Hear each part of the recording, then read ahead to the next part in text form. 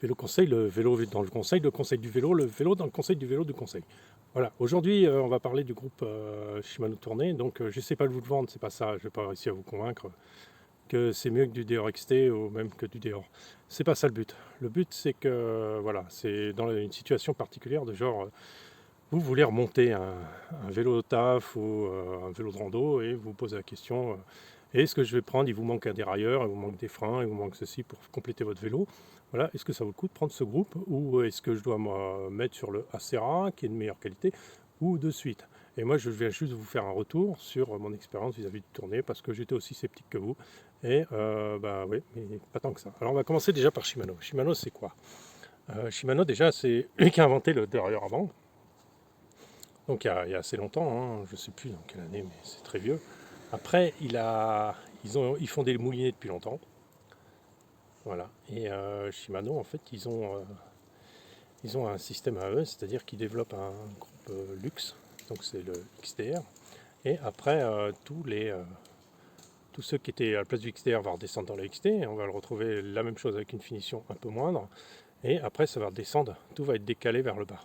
Ce qui fait qu'en fait, on se retrouve avec, par exemple, le groupe Acera, qui n'est pas un groupe très vendeur, Alivio, pardon, qui n'est pas un groupe très vendeur dans le sens où on n'a pas envie de l'acheter, on n'a pas envie d'avoir ça sur un vélo à 3000 euros, mais, mais il faut savoir que c'est le SLX d'il y a 7-8 ans, quoi.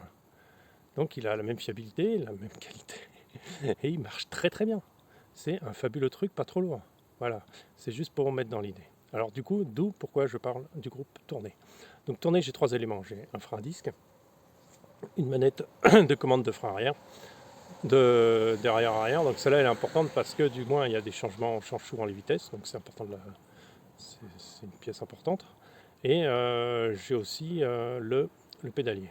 Voilà, on va détailler tout ça tout de suite. Alors, le pédalier, vous avez déjà vu des vidéos là-dessus, hein. C'est-à-dire que c'est un très bon rapport qualité-prix, c'est un pédalier qui marche très bien. Il vaut une quarantaine d'euros avec son jeu de pédalier. Le seul truc, c'est que le jeu de pédalier, c'est vraiment de la daube, donc il faudra le changer. C'est tout. Après, vous avez des plateaux et des pédaliers qui marchent tout seuls et très, très, très, très bien. Aucun souci.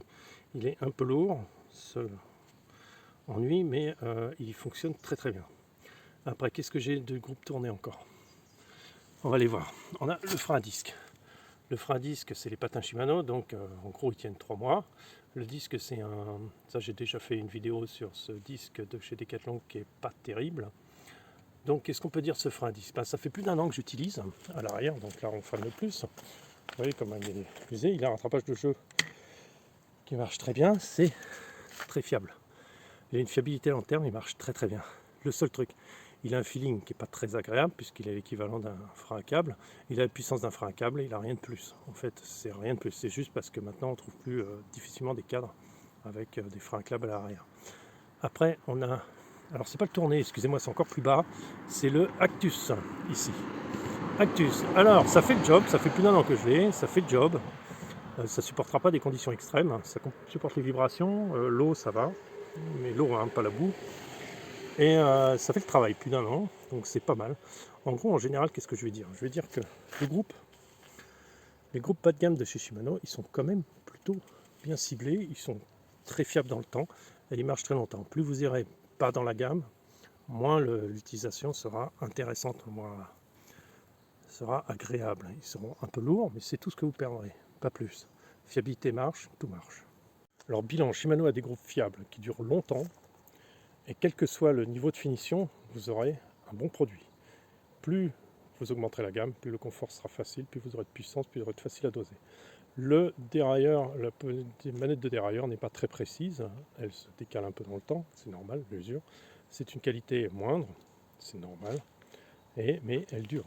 Elle change les vitesses tout le temps, fonctionne par tout le temps, mais pas dans des conditions extrêmes comme la boue extrême, dans ce genre de choses. Voilà, alors pour un vélo ville, faire un vélo taf et tout, ça fait le taf. Vous pouvez largement investir là-dedans si vous le trouvez à 5 euros, il n'y a aucun souci, foncé. Ça vaut le coup, c'est pas les 10 grammes en plus que vous aurez qui va vous déranger. Voilà, ce que je voulais vous dire, le frein à disque, juste vous l'utilisez en ville, voire en randonnée, pas trop chargé, ça suffira. Il n'a pas une puissance de folie, il n'est pas super agréable à utiliser et il n'a pas une puissance non plus extraordinaire. Mais il fait le taf, normalement. Voilà, comme un frein sur jambe, pas beaucoup plus. Voilà. Donc sur ce, j'espère vous avoir éclairé. N'oubliez pas que ça existe et ça peut être un bon choix, un très bon choix même, pour se monter un bon vélo, quoi. À très bientôt.